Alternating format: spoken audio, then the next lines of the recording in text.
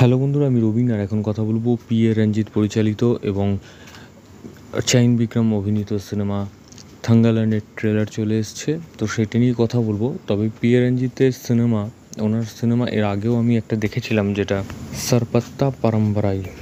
সেটা একটা sports drama ছিল, বক্সিংকে কেন্দ্র করে। দেখবে এরকম ধরনের সিনেমা হয়েছে, কিন্তু পি.এ. রঞ্জিত যেরকম ধরনের সিনেমাটা করেছিল, যে সেরকম ধরনের সিনেমা কিন্তু হয়েছে বলে আমার মনে হয় না। তো একটা এক্সপেকটেশন তো ছিল। তো তারই ছবি থাঙ্গালান যখন টিজার এসেছিলো তখন মনে হচ্ছিল যে থাঙ্গালানটা হবে হয়তো এরকম, যে টিজারটা দেখে যে ব্রিটিশরা ভারতে এসছে এবং তারা কোলার গোল্ডফিল্ড তারা দখল করছে এবং কিছু মানুষ যে তারা প্রোটেক্ট করছে।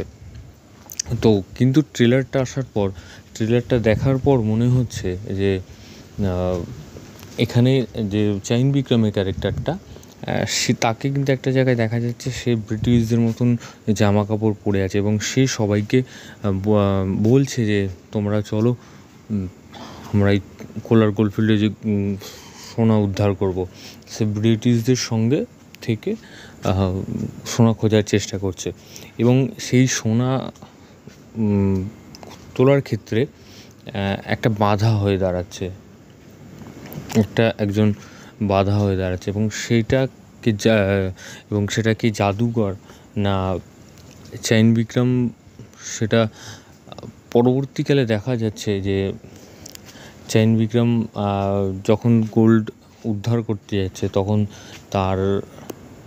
তার উপরে যে তাদের উপরে যে হামলাগুলো হচ্ছে, কখনো সাপ, কখনো প্যান্থার, তো সেইগুলো হামলা করছে। তো তারপরে কিছু মানুষের মুখে শোনা যাচ্ছে যে এইটা হয়তো ভূত প্রেত বা এরকম কিছু। তো গল্পটা এরকম।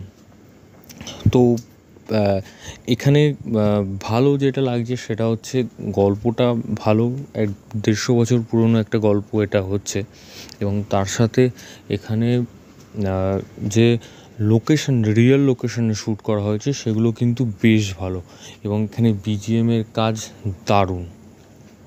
এবং এখানে যেটা আমার একটু খামতি লেগেছে সেটা হচ্ছে এখানে যে ভিএফএক্সের কাজটা, সেটা কিন্তু আমার একটু খামতি লেগেছে। এবং তাছাড়া এখানে যে ডাবিং করা হয়েছে, যে চাইন বিক্রমের ভয়েসটা যিনি করেছেন, সেটা কিন্তু আমার মনে হচ্ছে মানাচ্ছে না। কারণ আলু অর্জুনের ডাবিংয়ে তখন এই গলাটা কিন্তু ভালো লাগে, কিন্তু এই চাইন বিক্রমের ক্ষেত্রে ভালো লাগছে না। তো এইটা একটা আমার খারাপ দিক লেগেছে। এবং তাছাড়া এখানে প্রত্যেকটা মানুষের লুক কিন্তু মেকআপ দারুণ হয়েছে।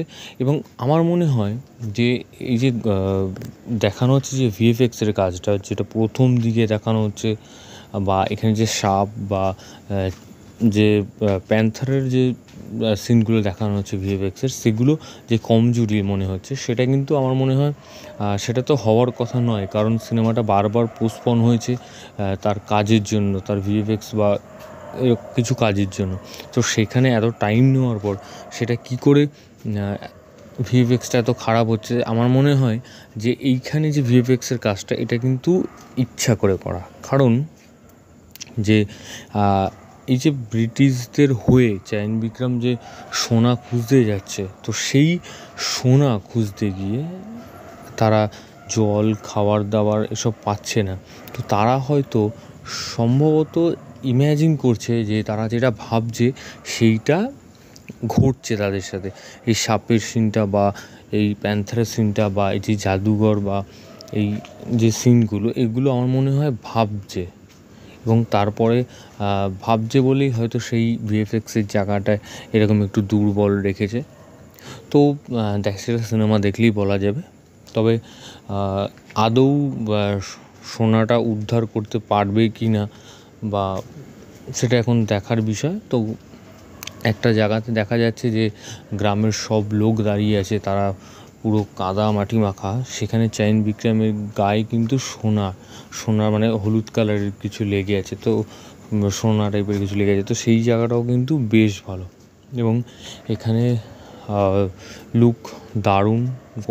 দেখতে দারুণ লাগছে, বীভৎস লাগছে, এবং প্রত্যেকটা জিনিস ভালো। ওই দুটো জিনিস ছাড়া, ভয়েসটা এবং এখানে যে ভিএফএক্সের জায়গাটা, তো ভিএফএক্সের জায়গাটা দেখা যাক আদৌ গল্পের সাথে যেটা বললাম সেটা হয় কি না। এবং হিন্দিটার থেকে তামিলটা মনে হয় আমার বেশি ইম্প্যাক্টফুল লেগেছে। তো তো লুক ওয়াইজ দারুণ হয়েছে এবং চাইন বিক্রমকে অসাধারণ লাগছে, তার অভিনয়, তার প্রত্যেকটা জিনিস দারুণ লাগছে।